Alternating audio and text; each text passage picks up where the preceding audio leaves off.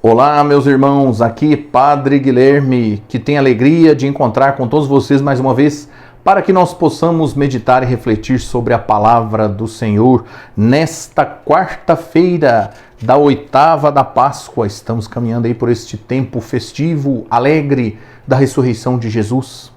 Nós vamos refletir sobre o evangelho da celebração de hoje, mas antes eu quero fazer aquele convite de sempre, que você se inscreva lá no meu canal no YouTube, Padre Guilherme Machado, ative o sininho das notificações, faça lá o seu comentário, indique para alguém que você conhece, né? Também se inscreva lá no Facebook, no Instagram, para que possamos caminhar juntos e acompanhe aí pelo programa Gotas de Amor da TVI de Pará de Minas. O evangelho de hoje é tirado do livro de Lucas, capítulo 24, versículos de 13 ao 35. O Senhor esteja convosco, Ele está no meio de nós. Proclamação do Evangelho de Jesus Cristo, segundo Lucas. Glória a vós, Senhor. Naquele mesmo dia, o primeiro da semana, 2 dos discípulos de Jesus iam para um povoado chamado Emaús, distante 11 quilômetros de Jerusalém. Conversavam sobre todas as coisas que tinham acontecido. Enquanto conversavam e discutiam, o próprio Jesus se aproximou e começou a caminhar com eles. Os discípulos, porém, estavam como que cegos e não o reconheceram. Então Jesus perguntou: "Que ides conversando pelo caminho?" Eles pararam com o rosto triste e um deles, chamado Cleofas, lhe disse: "Tu és o único peregrino em Jerusalém que não sabe o que lá aconteceu nestes últimos dias?" Ele perguntou: "Que foi?" Os discípulos responderam: "O que aconteceu com Jesus, o Nazareno, que foi um profeta poderoso em obras e palavras diante de Deus e diante de todo o povo. Nossos sumos sacerdotes e nossos chefes o entregaram para ser condenado à morte e o crucificaram. Nós esperávamos que ele fosse libertar Israel, mas apesar de tudo isso, já faz 3 dias que todas essas coisas aconteceram. É verdade que algumas mulheres do nosso grupo nos deram um susto. Elas foram de madrugada ao túmulo e não encontraram o corpo dele. Então voltaram, dizendo que tinham visto anjos e que estes afirmaram que Jesus está vivo. Alguns dos nossos foram ao túmulo e encontraram as coisas como as mulheres tinham dito. A ele, porém, ninguém viu." Então Jesus lhes disse: "Como sois sem inteligência e lentos para crer em tudo que os profetas falaram? Será que o Cristo não devia sofrer tudo isso para entrar na sua glória?" E começando por Moisés e passando pelos profetas, explicava aos discípulos todas as passagens da Escritura que falavam a respeito dele. Quando chegaram perto do povoado para onde iam, Jesus fez de conta que ia mais adiante. Eles, porém, insistiram com Jesus, dizendo: "Fica conosco, pois já é tarde e a noite vem chegando." Jesus entrou para ficar com eles. Quando se sentou à mesa com eles, tomou o pão, abençoou-o, partiu-o e lhes distribuía. Nisso, os olhos dos discípulos se abriram e eles reconheceram Jesus. Jesus, porém, desapareceu da frente deles.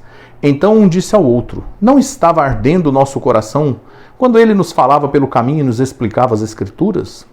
Naquela mesma hora, eles se levantaram e voltaram para Jerusalém, onde encontraram os 11 reunidos com os outros. E estes confirmaram: realmente o Senhor ressuscitou e apareceu a Simão.